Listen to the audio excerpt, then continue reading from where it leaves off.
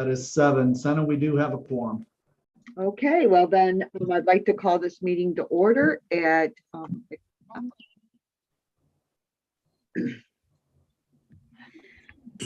there we go. Call this meeting to order and recognition of visitors. Senna, I think it's kind of hard to do a recognition of visitors virtually. I'm so glad. Why don't we go ahead and forgo that?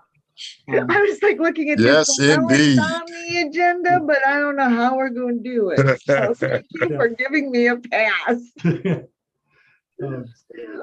did everybody have a chance to look at the meeting notes? And were there any changes? I did. I have no changes. Okay, Yep. great. Move approval. Thank you. Thank Second. you, Jim. Thank you, Calvin. And Morgan. We typically do voice votes in committee meetings. Oh, perfect. We'll go with that. Everybody in favor say aye. Aye. Aye. All opposed? Anyone abstaining? I think it's all passed. Thank you, everybody. And We have an abstention with Katina. oh, Katina's abstaining. Okay. Were you abstaining, Katina? No, sorry, I just got on. I Okay. couldn't get to the mute button in time. Sorry about that. No, Okay. sorry. I just couldn't get to my mute button on time. We're good. All right, thank you. Great. Next, we have policy review, human resources policy. Okay, so Senna, basically the remainder of the agenda is mine. Okay. So just so you know. I'm just going to sit here and follow along then. Yeah. So I'm going to draw your attention to page 4 of the packet for now. Also would recognize that Miss Banks joined us. So that makes number 8. And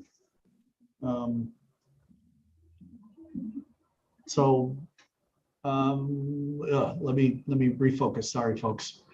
Okay. Page 4 of the agenda. I am thankful to say that this is the last group of policies that you'll see for some time to come, assuming approval. A lot of work obviously has gone into several of these policies. There were several considerations that need to be made and several iterations before they were actually presented to you for consideration. And I'm going to start off with the biggest policy, the change. And I see Ms. Howe joined us now as well, just so everybody knows. And I think we have everybody here now. The alcohol and drug-free workplace policy. This policy has been vetted by the Lucas County Prosecutor's Office, county personnel, and now Miss Nima Bell twice. The big change for this policy was the addition within the policy language that allowed individuals that had THC, that obtained THC, in strict compliance with Ohio law, covered under the alcohol and drug-free workplace policy. That is a big change for us. I also wanted you to be aware that the language that I used to add into this policy was taken from the Ohio Department of Administrative Services, the State Department there, and incorporated into this policy. There were no other examples in our county structure. In fact, when we presented this draft to county personnel, they actually had been considering what they were going to do about this, and they liked what we were proposing, and it asked, once it's approved, to send it back to them so they know where we landed. So subsequent to that, the changes that fall within the procedure are related to the addition of that language.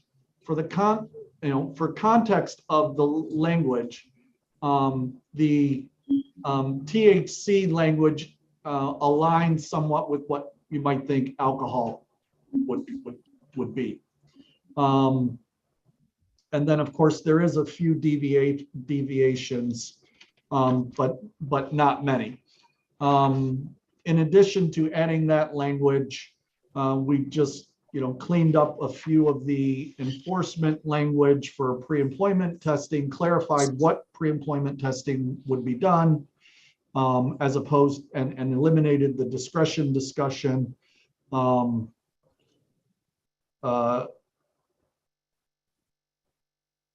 That was also true for screening for reasonable cause.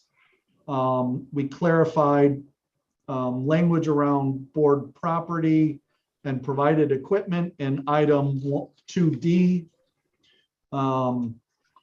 We added a little bit to the disciplinary action, just clarifying mandatory medical leave when determined by a treating medical professional.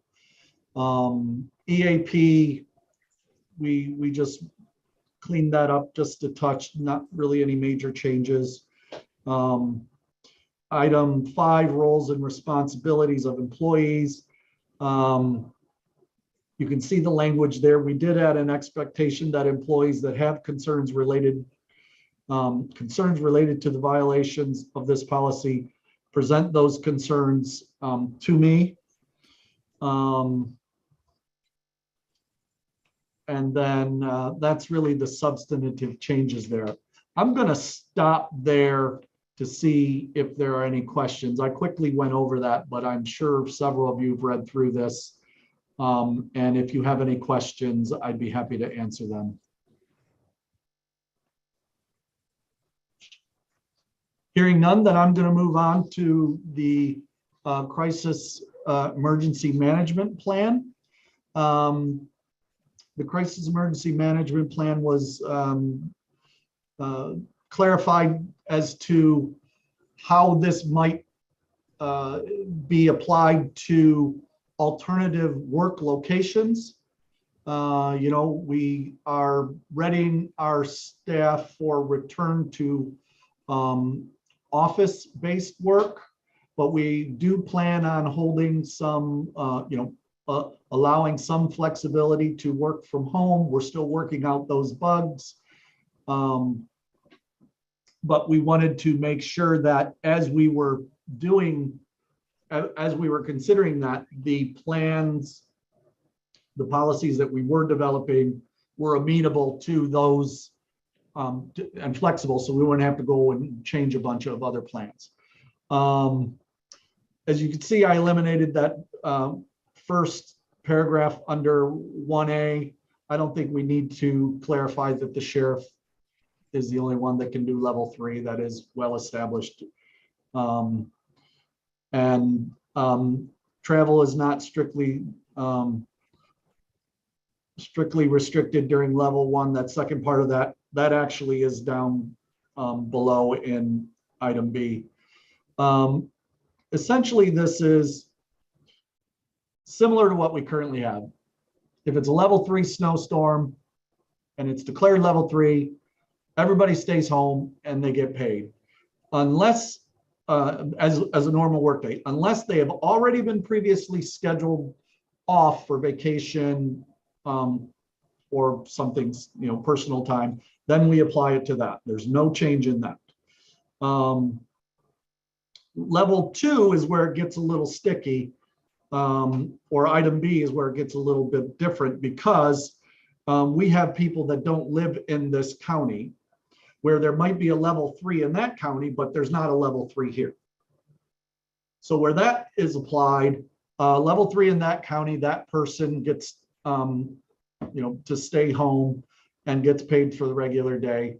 If it's a level 2 or level 1 here, and hazardous, there's hazardous driving conditions, then those folks will be given the option to work from home.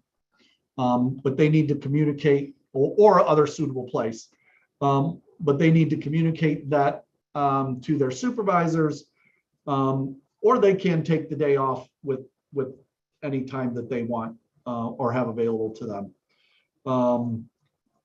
They simply need to communicate to their supervisors, and if they're taking that day off, requesting that day off, they need to identify what things might need to be handled.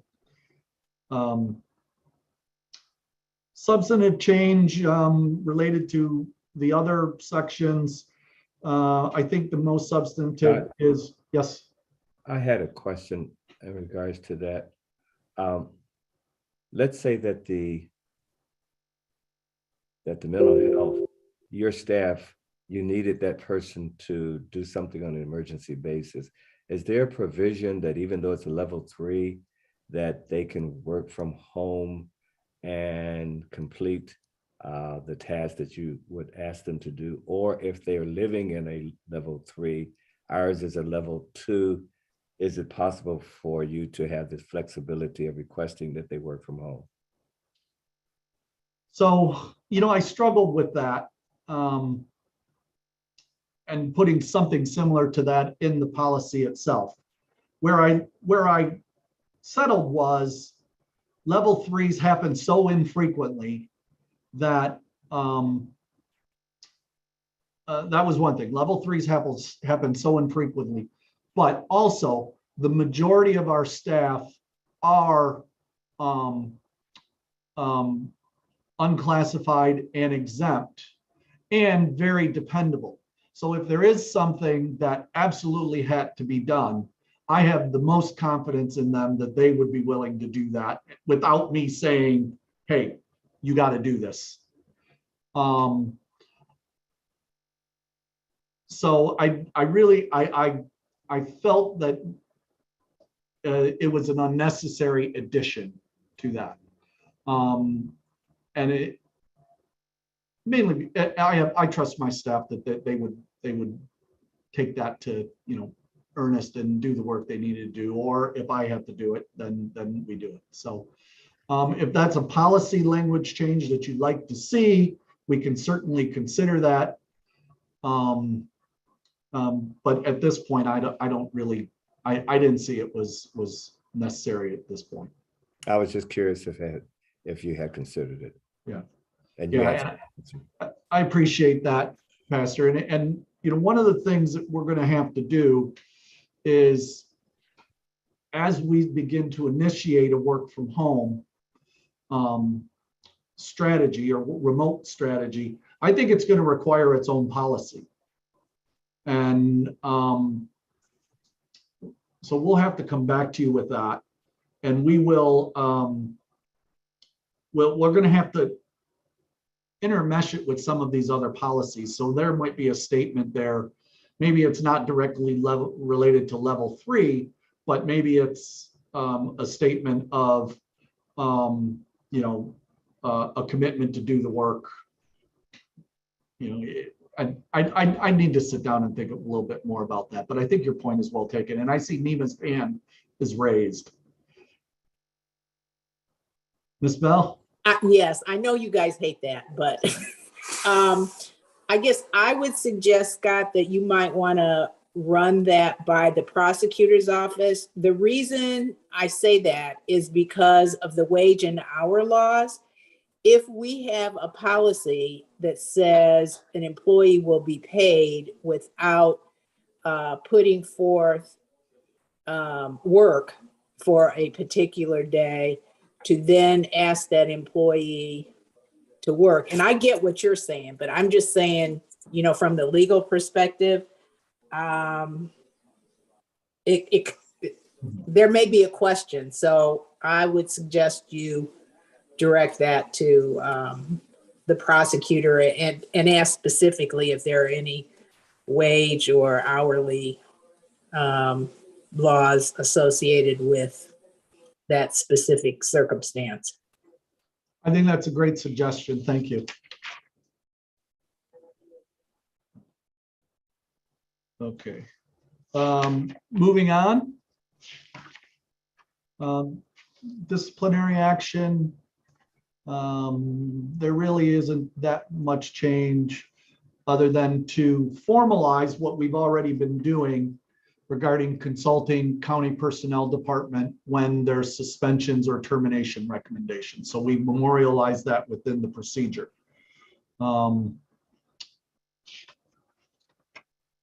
Equal opportunity, equal employment opportunity, we added the DEI and B language in it. Not many other substantive changes. The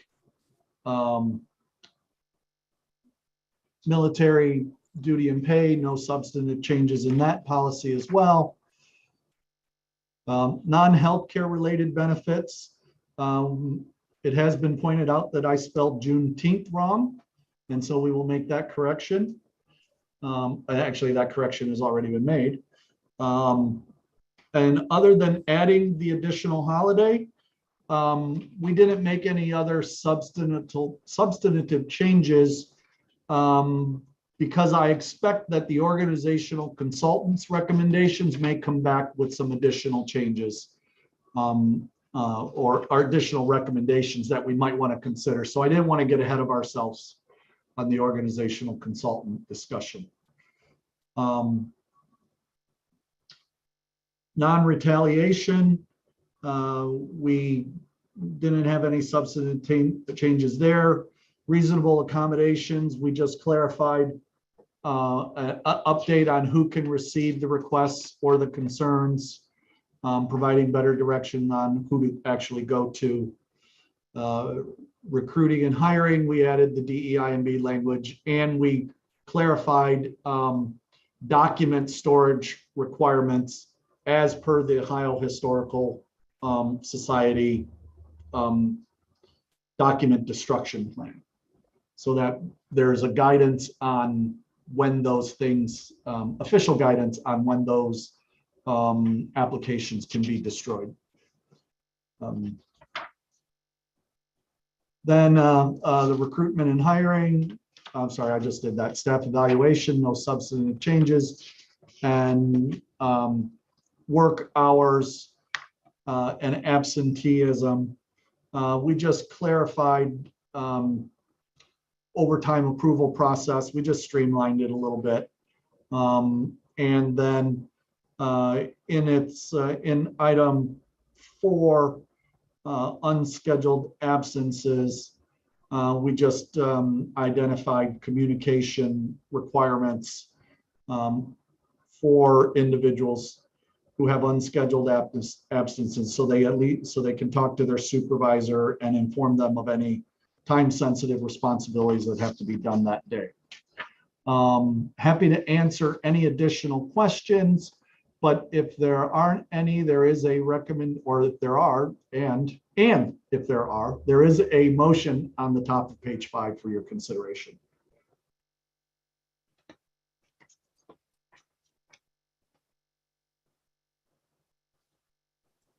So move. Second.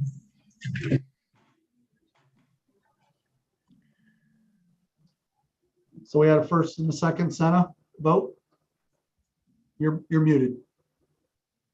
I'm so sorry. That was Nima, and the second came from Either Lisa or Brian, I think. I got Brian. Okay. Brian. Okay. So do we have any all in favor, say aye. Aye. Aye. Any opposed? Any abstentions? We're good. Thank you, everybody. And thank you, Scott. That was quite intensive and really thought-provoking as I was going through it myself, looking at it. Well, we're still not where we want to be with some of these. I know we got to add a few more, but we are evolving, and we're considering our strategic planning process and what we want to carry over from what we learned in the pandemic, and evolving our thoughts a bit. So yeah, it seems to be a bit of a moving target, but I appreciate the feedback, and in particular, Nima has been acting as a sounding board for a lot of these policies. So I really appreciate her guidance as well. Are we okay with a quick update on the organizational consultant? You approved 20 grand in our administrative budget to hire an organizational consultant to help us align our staff and organizational chart with current responsibilities, priorities, and workflow.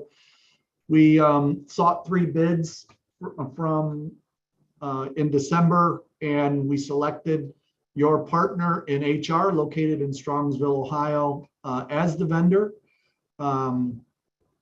Their role and responsibilities will include an organizational structure review, reviewing the current org chart descriptions, consulting with staff leadership, and understanding the workflow, structure, roles, and responsibilities, to evaluate that and then to make recommendations regarding how to realign and additional staffing needs, if any, and then also secondary, essentially a compensation analysis.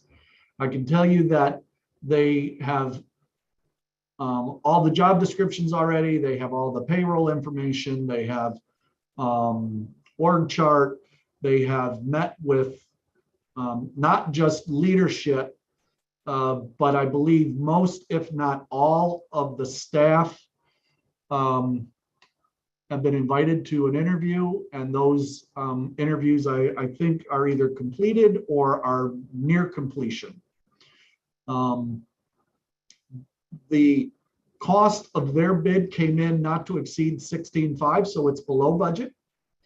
And we do expect this to have, we do expect it to be completed by the end of May, or aligned with when we approve our administrative budget, so you can consider some of those recommendations within the context of our administrative budget.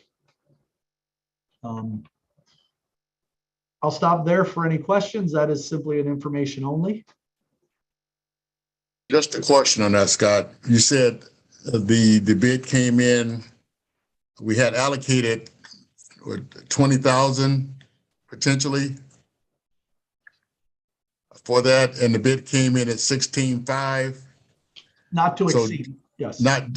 So they actually had language in there not to exceed 16.5. No, it was actually between 12.5 and 16.5, depending upon the time that they spent. So I just changed it to not to exceed. Not to exceed 16.5. So we don't anticipate any using the construction jargon, change orders or anything else of that sort. So we're looking at they will complete this within the 16.5 range.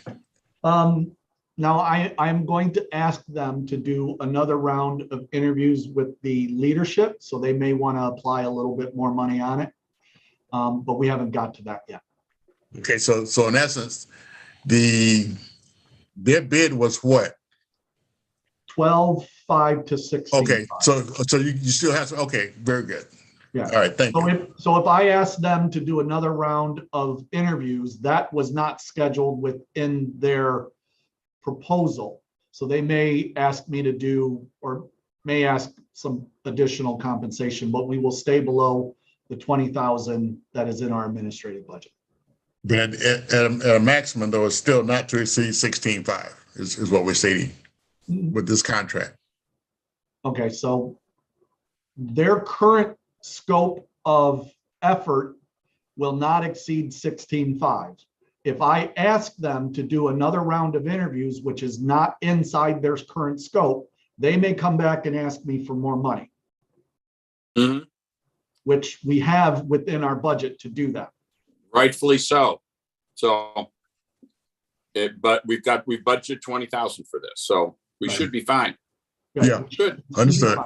Right, and because it's in our administrative budget, and below the amount I needed to come back to you all for approval for the contract, I can just go ahead and make those changes in short order. Thank you. I asked that question because, you know, that generally seems very low for that type of service, but that's great. Yeah, you're right. We're getting that amount. I'm good with that. So just so you know, Calvin, it was middle. We had one lower, we had one higher. Okay. This one was right in the middle and it hit the mark. This group came in highly recommended for doing something similar at the Stark County Board. And so they were a known, well, we had some experience communicating with the Stark County director and felt very comfortable selecting them because of that reference. I'm good with that. Thank you. Okay to move on to the levy committee then, a levy update? Okay, folks, so we've been meeting, haven't we? Yes, we have. A good portion of everybody on this call has been meeting. We've been meeting every other week, essentially since December 14th. Our campaign is looking great. Pastor Gordon is our levy chair. We have honorary chairs, Willie Pearman, Richard Arnold, Erica White, Linda Alvarado Arce. We also have several others that have confirmed, but we're waiting for written confirmation. We have endorsements from the commissioners, city council, Billy Johnson at Area Office on Aging, and a bunch of letters are going to go out by the end of the week to all the other endorsements. We have a levy budget that's been approved at $86,910. And if you're wondering, yes, we are currently accepting donations. Make your checks out to Citizens for Mental Health. The campaign will include direct mailing, yard, super signs, radio, print advertising, digital, social media, advertising, community presentation, lit drops, poll greeters. We'll be getting soliciting of volunteers for the lit drops and poll greeters soon. Our official kickoff date has been delayed to March 28th at 11 a.m. We need to confirm the location, but we'll get that out as soon as we can. Now, I said delayed. And the reason it's been delayed is because we have some concerns about will there actually be a May primary. If you're following the legislation around the legislative or the map making around the legislative districts and congressional districts, you know that they are being challenged. The latest, according to the Blade today, is that while the legislature has been called back into session a week early, there currently isn't a conversation about delaying the May primary officially in public, but the maps are still under challenge. We did not want to order all of our signs and have issue 3 on those signs if we're going to be pushed into maybe a September primary, where it's not clear if more issues could join the ballot because the time frame would allow that to occur. If they push it to June, that wouldn't be able to happen, but certainly a September is enough time where they may. So we were hoping, and we do believe that clarity prior to the March 28th, actually prior to the end of next week, is likely to occur, because by the end of next week we likely need to order our signs to have at least some of those signs available for the 28th kickoff. So we are working diligently. Michael Carter and the Citizens for Mental Health PAC, including Jenny Huffman, Senna, Jim, Pastor Gordon, Trish White, Katina, and Richard Arnold are they're meeting every other Thursday or every other Tuesday before our meeting. So it's looking good. We just need to stay the course and run our campaign, and all thoughts is that we should be okay with a straight renewal. Any questions?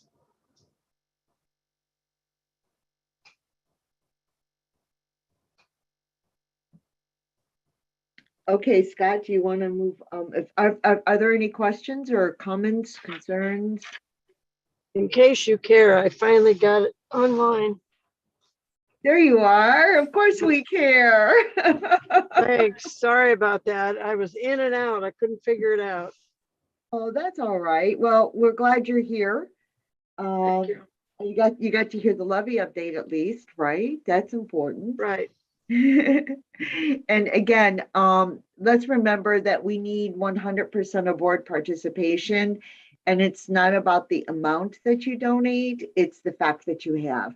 So let's keep that in our minds as we're moving forward on this. And as we go to present to different organizations, it's really important to say that 100% of the board has supported is supporting the levy. Senna, Yes. Senna, Yes. I'm gonna have to mail mine in. Okay. Where do I mail it to? The Just- board office? Yep, just mail it to the board office and somewhere on the envelope, if you want to put something like attention levy or, some kind of reference, so that way it's very clear as to where the money should go. And the check Okay. should be written to, Scott, what is the check again? Citizens for Mental Health. That's what I And- thought, just perfect. Citizens for Mental Health. Yeah, So, and you can address it to Citizens for Mental Health at our address. Susie will pick it up and log it in on the receipt book. Okay. And give it over to Jenny, our treasurer. Okay, Assistant. thank you. Yes. Thank you. Okay. And remember, no amount is too small. I mean, $1 spends it just as easily as a penny. So, again, it's not about the amount. It's really about having 100% board participation.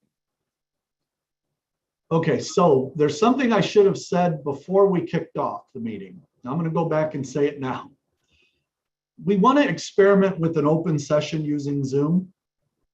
We haven't done that when we've had other virtual meetings. So I know we have a limited number of visitors today, but if there is a visitor that would like to address the board in open session, we would ask that you put your name in the chat log, and Morgan will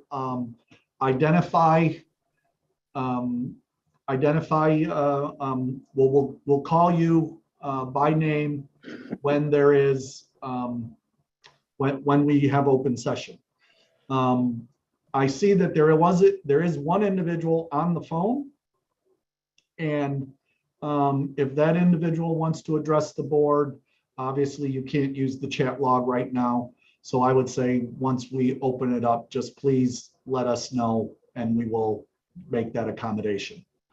But am I okay to go to the next agenda item? Absolutely. Okay, so I am sorry about the way this thing is written, because I'm sure that I tried to get it clear, but capital funding process is a very fluid effort, as you gather by this write-up. So, so just kind of identify that in August of 19, we were being asked by Ohio Mass what our potential capital needs are in July of 2020, which is essentially the first day or first month of fiscal year 21. They do that without knowing what the capital budget bill might be as a planning opportunity. At that point, we are asked to identify prioritization. In August, when we responded, the typical thing is we solicit proposals from our provider network, say, okay, what do you all need? And then we prioritize them based on what our planning efforts, strategic planning efforts, and systems gaps might identify. as you might imagine, back then our adult psychiatric rehab facility, transitional aged housing for youth, and Unison's application for short-term housing were items 1, 2, and 3. In the summer of 2020, when the new capital plan came out, we were told that we would be eligible for 2 projects. Of course, we all know that we were all struggling with COVID. It wasn't any different for anybody else in that conversation. There wasn't a whole lot of work being done around capital. That stated, we found ourselves in October without a viable capital project that could be done prior to, that the contract could be executed on prior to June 30th of 2022. That is when this board decided that we would support the Warren Commons project at task, which was shovel ready, ready to go, and we simply swapped it out for the Park Hotel project, because that project was actually in competition with the Park Hotel for tax credits, and Warren Commons won out, the Park Hotel did not, so that project went by the wayside. Now I don't know if it'll reemerge, but it hasn't yet. And then we kept the adult psychiatric rehab facility as item 2, with the hope that we would gather a little bit more momentum with the state in developing this project. But as I sit here today, I do not believe that with 4 months remaining, that is a viable option for capital planning year 21 and 22. Consequently, it's appropriate so that we don't lose the opportunity to once again reprioritize our final projects for 21-22. And we're making the recommendation that we prioritize the Unison Door Street project. Now, this project wasn't the original project that they identified in 19, but it is a project that has been evolving in our community. They are working collaboratively with the Homelessness Board, Lucas County Common Police Court and the criminal justice system, the City of Toledo local hospitals, to develop kind of like a step in and step down mental health residential and co-occurring substance use disorder project. It would be designed to take referrals from local institutions, including jails, prisons, and hospitals. Very similar to what we're talking about with the adult psychiatric rehab facility, but a little bit more community-based. In our adult psychiatric rehab facility, we're really talking about a straight step down from the state hospital. We are not proposing to provide capital or operating funds for this project. Unison has a number of applications out for both of those. And of course, some of those services will be Medicaid eligible. Unison is familiar with the capital planning process. They are actually in it now for a project in Wood County. I believe that their project and our adult psychiatric facility can coexist. You know, there's plenty of referrals for that to go around. And consequently, I am making the recommendation for the following motion that you see on the bottom of page 34. I also want to mention that we've already submitted prioritization for capital fiscal year 23 and 24, and Zeph Center's crisis services is number 1, and we will push our adult psychiatric rehab facility to number 2. In doing that, we will give time for those projects to develop, as they won't be eligible for any type of funding prior to July 1 of 2023. Of course, we always have flexibility in those as well, and we will continue to manage that process as we can. So I'll stop there with any questions. Any questions?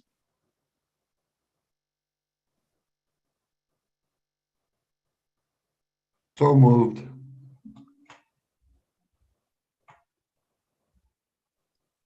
Do we have a second? Second. Thank you. Thank you, Brian. Thank you, Tim. All in favor, say aye. Aye. I, Thank you. All opposed? Anyone abstaining? Motion's passed. Thank you, Scott. Sure. I'll just set you guys up and just let you know that I assume, Morgan, you're going to be moving people into Yes. a room. Yes. When you're ready to move out, come out. If you want to just text, Senna, if you want to just text me, we'll get Morgan to move everybody back. Is that the way it's going to work, Morgan? Everyone will have the option to leave at the bottom corner of the screen. It'll say like leave breakout room. Oh. But I'm going to shut it down anyway, so everyone be out of it in 30 seconds once I do the hard shutdown. Okay. Before we do that, though, do we have anybody for open session? No, there's no names in the chat. Okay. So Calvin has been working to develop the evaluation and recommendations. He solicited feedback from all of you. So I would recommend you all go into executive session to discuss evaluation, my evaluation and compensation.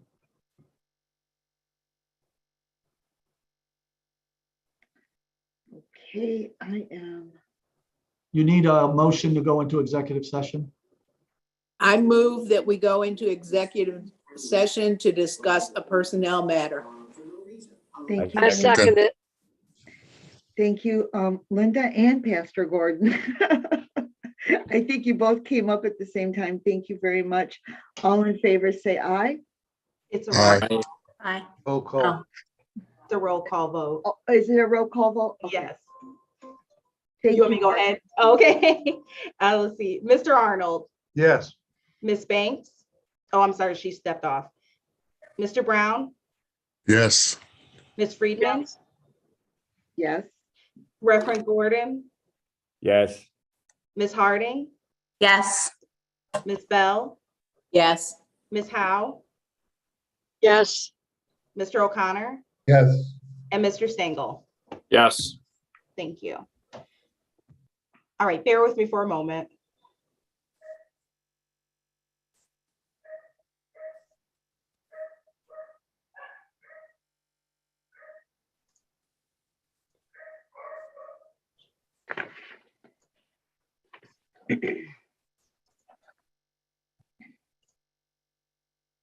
Okay, everyone should have received the invitation to join the breakout room.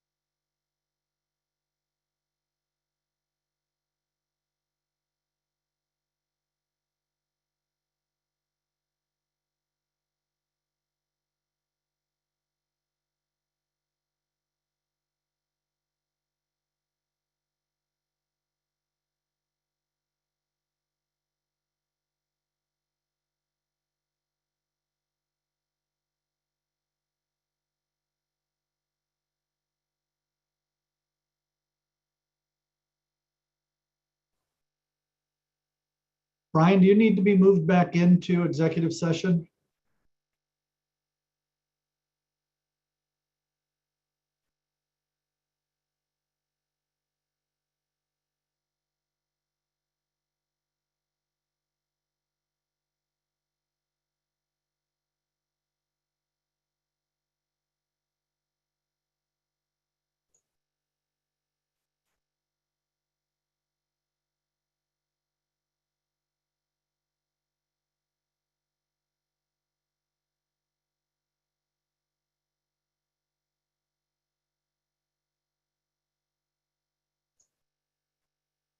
Mr. O'Connor, do you need to be moved back?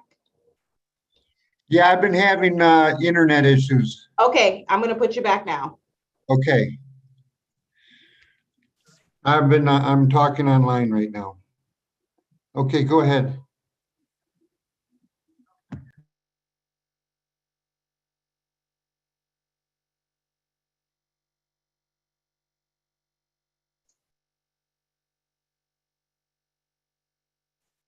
I think he's frozen. Mr. O'Connor, oh, he's back in.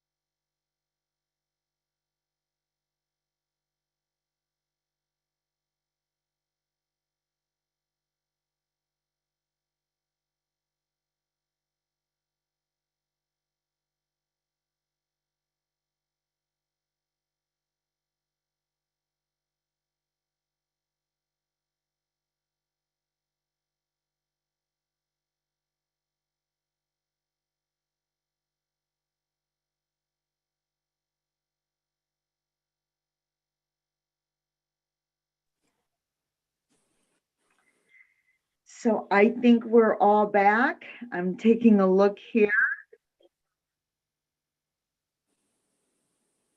There's Scott, there's Nima, there's Katina. Okay, I think we did good. We're all back. We exit executive session and the discussion of the personnel matter. Thank you, Nima. Do we have a second? So move. Thank Oh, you. second. All in favor? Aye. Aye. Aye. And that's a roll call. Is it a roll call? It's a roll call.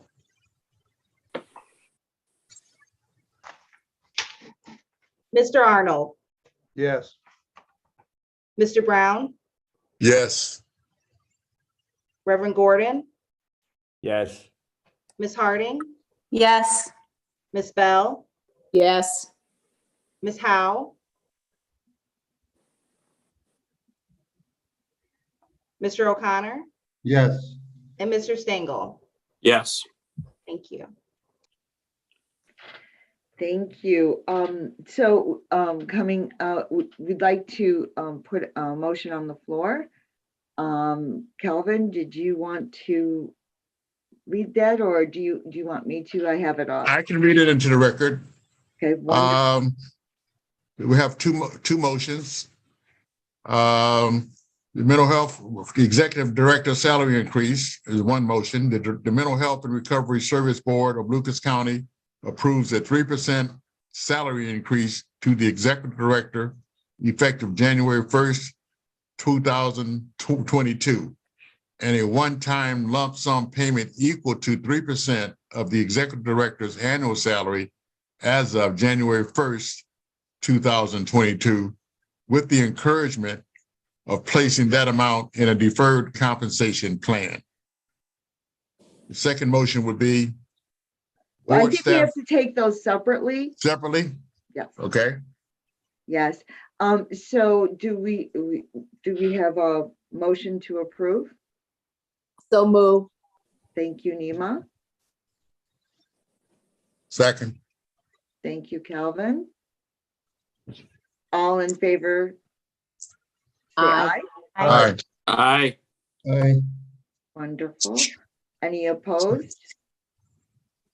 Any abstentions?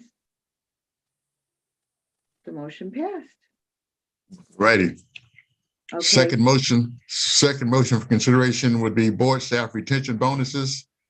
The motion reads, the Mental Health and Recovery Services Board of Lucas County allocates $20,452.80 for board staff retention bonuses and related taxes.